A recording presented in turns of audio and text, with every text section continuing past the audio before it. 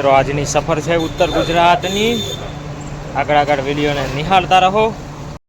તો મિત્રો પછી ધીરે ધીરે આગળ જતા ગયા તો આવી ગયો હતો ડેમ, અને આ જે તમે નજારો જોઈ રહ્યા છો જે રસ્તાનો અને સાઈડમાં ડેમનો નજારો એ છે દાંતીવાડા ડેમનો નજારો. મિત્રો આ જે ઉત્તર ગુજરાતની અંદર આવેલું છે, સરસ મજાનો ડેમ હતો અને એકદમ શાંતિમય પાણી હતું ને સરસ મજાનું પાણી હતું. અને એમ કહેવાય કે જે પેલી બાજુ પાણીની પેલી બાજુ જે પર્વતો દેખાઈ રહ્યા છે જે રાણી ટૂંકના પર્વત હતા. અને મિત્રો ફાઇનલી પછી અમે પહોંચી ગયા હતા રાણી ટૂંકની બાજુમાં. આ તમે જોઈ રહ્યા છો ત્યાંનો નજારો.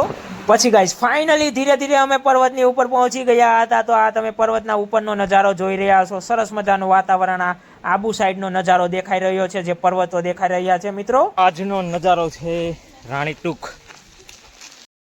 કે મિત્રો ન પૂછો વાત, એ મજા કંઈક આ સફરની હતી. અને તમે આ જોઈ રહ્યા છો ને જે દ્રશ્ય, એ મજા જ મિત્રો કંઈક અલગ હતી. સરસ મજાનું વાતાવરણ હતું, વરસાદી માહોલ હતો અને એકદમ સાહેબ એમ કહેવાય કે મોજ કરી, મજા જ કંઈક અલગ હતી. અને પછી મિત્રો આ તમે જોઈ રહ્યા છો એ છે મંદિરનો નજારો.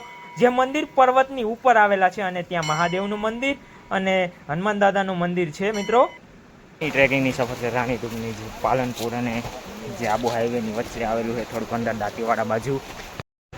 આ જુઓ તમે મિત્રો સફરનો નજારો, કંઈક આનંદ જ અલગ હતો. ગાઈઝ આજની સફર છે રાણી ટૂંકની, આ કુદરતી વાતાવરણની વચ્ચે સરસ મજાનું વાતાવરણ અને ભાઈબંધો સાથેની મોજ કંઈક જિંદગીની અલગ છે આજની.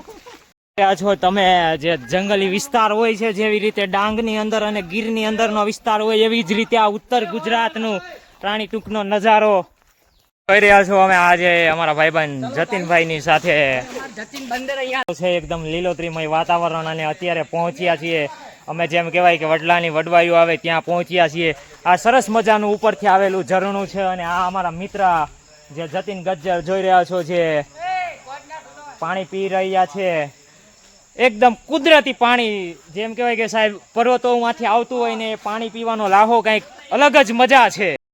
છો વડલાનું થડ, એમ કહેવાય કે વર્ષો પુરાણો વડલો છે આ રાણી ટૂંકનો. જોઈ રહ્યા છો આ નજારો તમે. સફરની મજા જિંદગીમાં છે, કે સફરની મજા જિંદગીમાં છે મિતુલભાઈ, અને આ વડલાઓની મજા આજ આપણી મોજની મજામાં છે. પછી આ જે નજારો હતો, ડુંગરા ઉપરથી પાણી આવી રહ્યું હતું. પણ મારા મતે મિત્રો એકવાર અચૂક તમે રાણી ટૂંકની મુલાકાત લેજો, કારણ કે અહીંનું જે દ્રશ્ય હતું, અહીંનું જે વાતાવરણ હતું ગાઈસ, તમે વાત ન પૂછો એવી મજા આવી ગઈ હતી. આ તમે પાણીનો નજારો જોઈ રહ્યા છો, એમ થયું કે અત્યારે જ ત્યાં અહીંયા નાવા મળીએ. મિત્રો સાથેની મોજ અને સફર રહ્યા છો, જબરદસ્ત નજારો. અને આ મંદિર હતું, ત્યાં સરસ મજાનું મંદિર હતું અને ચારે બાજુ ખુલ્લું વાતાવરણ, એકદમ શાંતિમય વાતાવરણ. તમે મિત્રો વાત ન પૂછો આ નજારાની. અને આ તમે જે રીતે જોઈ રહ્યા છો સાઈડનો નજારો પર્વતની બાજુનો સાહેબ, કે આમ એવું સરસ મજાનું વાતાવરણ હતું કે એકદમ. સફરની ટ્રેકિંગમાં અમારી જોડે જતીનભાઈ અને એમના ભાઈ સ્મિતભાઈ છે. અને આજે સ્મિતભાઈની ફરમાઈશ છે કે મનસુખભાઈ તમે એક મિત્રતા માટે શાયરી કહો. તો સ્મિતભાઈ તમારા માટે કે ખોબે ખોબે દરિયો ન આપો મને, એમ તો હુંય સમુદ્ર લઈને બેઠો છું. અરે ભિખારી તો છું ફક્ત તમારી મિત્રતાનો, બાકી અહીંયા હું પણ સિકંદર થઈને બેઠો છું. અને મિત્રો જીવનની અંદર આવી મોજ થાય તો કરતા રહેજો. આજની સફર કેવી લાગી તમને જતીનભાઈ? મોજે દરિયા, ફૂલ મોજ.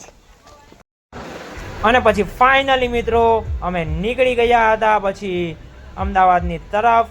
અને આજના સફરને અહીંયા વિરામ કરીએ છીએ. મળીએ છીએ નેક્સ્ટ વ્લોગમાં.